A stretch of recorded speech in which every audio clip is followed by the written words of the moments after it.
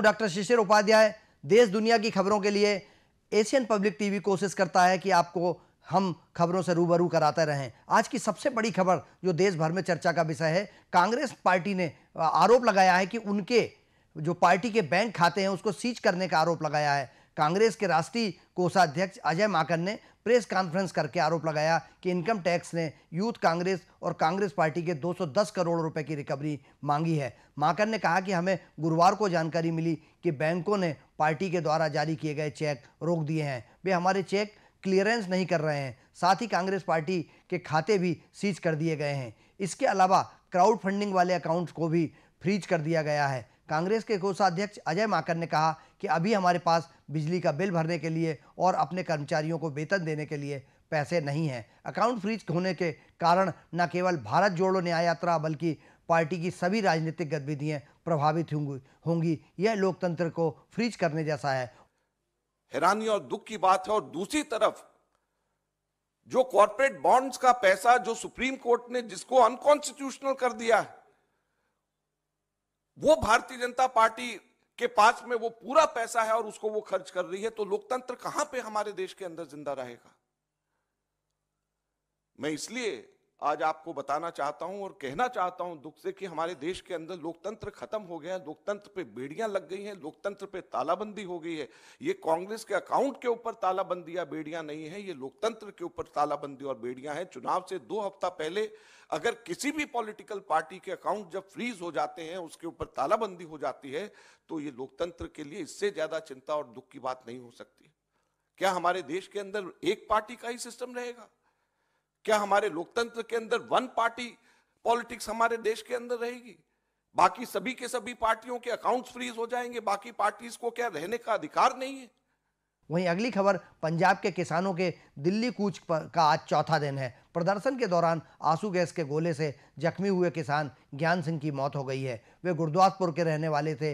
ये इस आंदोलन में मौत का पहला मामला है। वहीं संयुक्त किसान मोर्चा और मजदूर संघ ने आज ग्रामीण भारत बंद बुलाया है। इससे गांव में दुकानें बंद करने और किसानों के खेतों में काम न करने को कहा गया है। हरियाणा, पंजाब और हिमाचल में बाजार बंद हैं, रोडवेज की बसें नहीं चल रही हैं। राजस्थान में भी हनुमानगढ़ और श्रीगंगानगर जिले में ग्रामीण क्षेत्रों में बंद का असर देखा गया है। वहीं किसानों के समर्थन में अब हरियाणा में भी प्रदर्शन की तैयारी है। BKU के कार्यकर्ता आज हरियाणा के सभी टोल प्लाजा पर दोपहर 12 से 3 बजे तक प्रदर्शन करेंगे। वहीं 15 फरवरी को चंडीगढ़ में किसान नेताओं और केंद्रीय मंत्रियों के बीच तीसरे दौर की बातचीत भी बेनतीजा निकली है। बैठक देर रात में करीब 5.5 घंटे चली। सूत्रों के अनुसार सरकार ने MSP पर कानून बनाने के लिए कमेटी बनाने का प्रस्ताव दिया है, जिससे किसान और सरकार दोनों के प्रतिनिधि होंगे। लेकिन किसान नेता MSP गारंटी पर अड़े रहे। मीटिंग में केंद्रीय मंत्री अर्जुन मुंडा, पीयूष गोयल, नित्यानंद राय के साथ पंजाब के CM भगवंत मान भी मौजूद रहे। अब रविवार को सुबह 6 बजे फिर से बैठक होगी। वहीं कांग्रेस के राज्यसभा सांसद दिग्विजय सिंह ने आरोप लगाया है कि ऐसे नेताओं को चर्चा के लिए बुलाया जा रहा है जिनका किसानी से कोई लेना देना नहीं है। उनका आरोप सीधा पीयूष गोयल पर था। पीयूष गोयल कारपोरेट मंत्री हैं, उद्योगपति हैं, और वह अगर केंद्र सरकार की तरफ से वार्ता में जाते हैं तो वो किसानों के हित के बारे में क्या समझेंगे। इसका आरोप कई अन्य लोगों ने भी लगाया है। हालांकि कल जिस तरह का आरोप प्रत्यारोप चला था, जिसमें भारतीय जनता पार्टी के कई वरिष्ठ नेताओं ने कहा था कि यह खालिस्तानियों का आंदोलन है, यह आम आदमी पार्टी और कांग्रेस के पोषित किसान हैं, ये देश के किसान नहीं आंदोलन कर रहे हैं। इस तरह के आरोप प्रत्यारोप चलते रहे हैं। हालांकि किसान नेतृत्व जो कह रहा है, उनका कहना है कि हम देश के नागरिक हैं और हम पर रहम करें, हमको भी हक सुने, हमें दिल्ली आने दें। उनका मानना था कि अगर जिस तरीके से दूसरे अन्य देश राज्यों में बंगाल पर आरोप लगाए जाते हैं कि वो नहीं जाने दे रहे हैं, किसानों पर भाजपा भी अत्याचार कर रही है और हरियाणा में भाजपा सरकार है और वह हमें आगे नहीं बढ़ने दे रही है। ये इस तरीके के आरोप प्रत्यारोप पक्ष विपक्ष दोनों एक दूसरे पर लगा रहे हैं। सच्चाई यह है कि किसान आंदोलन क्यों कर रहे हैं, इस पर जल्द निर्णय होना चाहिए।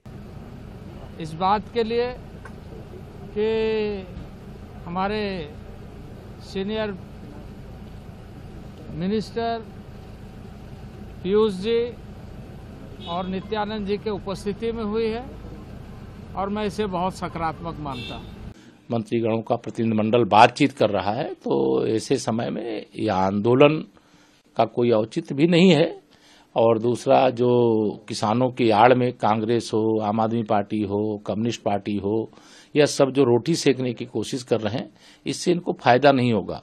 वहीं अगली खबर पश्चिम बंगाल के संदेश खाली से में महिलाओं से तृणमूल कांग्रेस के सदस्यों पर सिलसिलेवार यौन शोषण करने का आरोप लगाया। इसके बाद से मामले पर जमकर विवाद हो रहा है। बीजेपी टीएमसी पर हमलावर है। वहीं टीएमसी ने यौन शोषण के इन आरोपों से इनकार भी नहीं किया है। वहीं बंगाल के मंत्रियों ने अपनी चुप्पी तोड़ी है। इसके साथ ही बीजेपी ने टीएमसी सांसद नुसरत जहां की मामले पर चुप्पी को लेकर हमला किया है। बीजेपी नेताओं ने संदेश खाली की महिलाओं के समर्थन में रैली की और पश्चिम बंगाल में विरोध प्रदर्शन भी किया। कलकत्ता हाईकोर्ट ने इस मुद्दे पर स्वतः संज्ञान लिया और 20 फरवरी तक पश्चिम बंगाल सरकार से रिपोर्ट मांगी है। वहीं शेख शाहजहां पर लगे यौन शोषण के आरोप पर मुख्यमंत्री ममता बनर्जी चुप रहीं। ममता बनर्जी ने कहा, मैं अपनी राज्य महिला आयोग की टीम वहां भेजी है। उन्होंने मुझे एक रिपोर्ट सौंपी है। पुलिस ने वहां हिंसा फैलाने के आरोपियों को गिरफ्तार करना शुरू कर दिया है। जब तक टीएमसी के इन गुंडों का मन नहीं भरता था, तब तक इन औरतों को रिहा नहीं किया जाता था।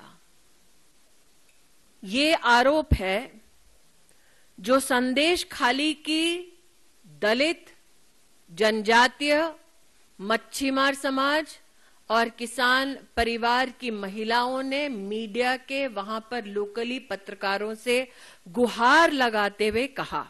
परिवारों से, पीड़ित महिलाओं से, बेटियों से, बहुओं से मिलना चाहती है।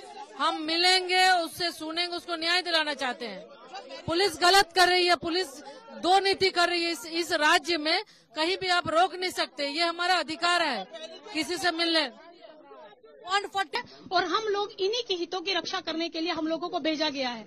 हमारी बहनें अपने आप को सुरक्षित महसूस करें और हमारे सामने, कमीशन के सामने, क्योंकि आपका जो यहाँ की चेयरमैन है, आप ही के यहाँ का बेटा है, जिन्होंने ये दर्द उनके सामने अन्याय भी करे और अन्याय को किसी ने उस महिला के साथ खड़ा होने के लिए कोई आया, उसको जाने के लिए नहीं दे रहा है। मतलब ममता बनर्जी, आपका वेस्ट बंगाल का जो मुख्यमंत्री है, जो ममता है, असल में ममता नहीं है, दुष्ट महिला है।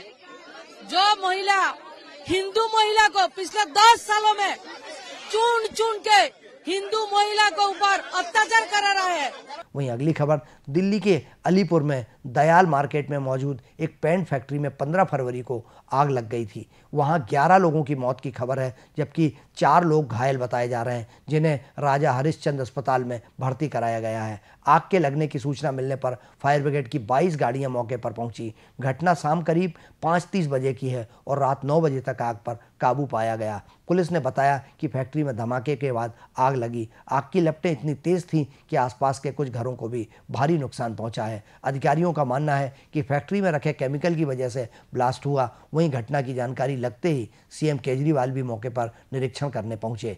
हम अगली खबर की तरफ बढ़ते हैं। राहुल गांधी भारत जोड़ो न्याय यात्रा के दौरान बिहार के सासाराम में हैं। तेजस्वी यादव का भी उन्हें साथ मिला। सासाराम में यात्रा शुरू हुई तो रेड कलर की जीप में राहुल तेजस्वी साथ दिखे। जीप तेजस्वी ने ड्राइव की और राहुल गांधी उनके बगल में बैठे थे। पीछे कांग्रेस नेता मीरा कुमार भी थी।